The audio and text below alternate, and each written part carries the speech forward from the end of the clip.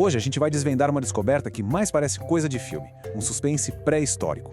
Nós vamos falar sobre crocodilianos e um tipo de inteligência tão, mas tão esperta que forçou a ciência a repensar tudo o que achava que sabia sobre essas criaturas antigas. Dá uma olhada nessa imagem. É forte, né? Primitiva. Um alligator com uma garça em suas mandíbulas. À primeira vista, parece só mais uma cena da natureza. Um predador no topo da cadeia alimentar, no lugar certo, na hora certa. Só que a história de como essa garça chegou tão perto é tudo menos comum. A grande questão é essa. O que fez com que essa ave, que normalmente é super cautelosa, chegasse tão perto de um predador mortal? A resposta revela uma estratégia de caça sofisticadíssima que desafia tudo que a gente pensa sobre a mente de um réptil. Ok, para a gente entender o impacto real dessa descoberta, primeiro a gente precisa desconstruir a imagem que todo mundo tem desses animais. Pensa bem em como os crocodilos e alligadores são mostrados por aí. Verdadeiras máquinas de matar pré-históricas, sabe? Sobreviventes de uma outra era, que agem na base do reflexo, do instinto puro. Fortes com certeza, mas não exatamente estrategistas. Essa era a visão que todo mundo tinha, inclusive na ciência. E então, um belo dia, os pesquisadores começaram a notar uma coisa esquisita. Um comportamento que simplesmente não se encaixava em nada que eles já tinham visto. Lá na Índia, alguns observadores viram crocodilos persas, tipo esse da foto, completamente parados, imóveis por horas, com os gravetinhos equilibrados no focinho.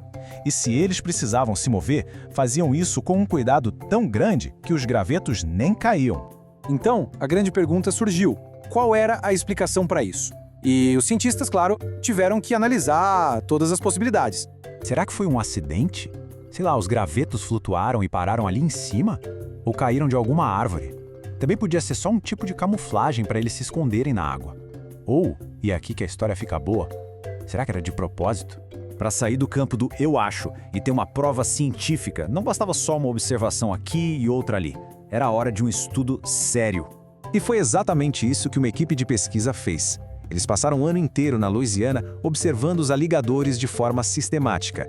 Eles compararam os bichos que viviam perto de colônias de ninhos de aves com aqueles que moravam em outras partes dos mesmos lagos, bem longe dos pássaros. E agora, olha só o que os dados revelaram. Esse gráfico mostra que o comportamento de equilibrar gravetos disparou durante os meses de março e abril. E por que isso é importante? Porque é exatamente a época em que as garças e outras aves estão desesperadas construindo seus ninhos. A coincidência era grande demais. E a segunda peça desse quebra-cabeça é ainda mais clara. Durante essa temporada de fazer ninhos, esse comportamento era praticamente exclusivo dos alligators que viviam bem embaixo das colônias de aves. Os outros, que estavam a 1 ou 2 quilômetros de distância, quase nunca faziam isso. Então não era aleatório, era localizado e tinha o timing perfeito. Com esses dados, a imagem completa começou a se formar, revelando uma das estratégias de caça mais inteligentes já vistas no mundo animal.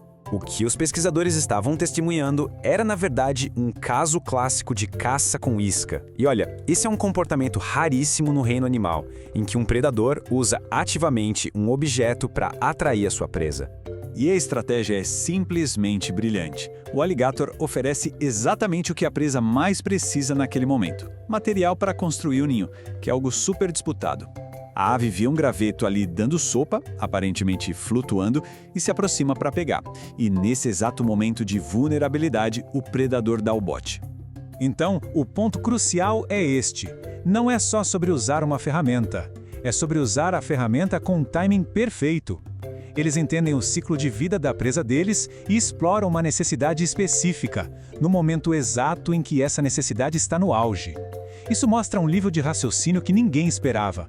Essa descoberta não é só uma historinha legal de bicho. Ela tem consequências profundas sobre como a gente vê a inteligência animal e até mesmo o passado distante do nosso planeta. Os próprios pesquisadores que publicaram o estudo destacaram esse preconceito que já durava tanto tempo. Os crocodilianos eram vistos como letárgicos, estúpidos e sem graça, uma visão que hoje parece completamente ultrapassada. E essa imagem aqui ilustra perfeitamente essa nova realidade. Não é um caçador burro, mas sim um predador calculista, que usa ferramentas e estratégia. Um animal que nos lembra como é fácil subestimar a inteligência que existe ao nosso redor.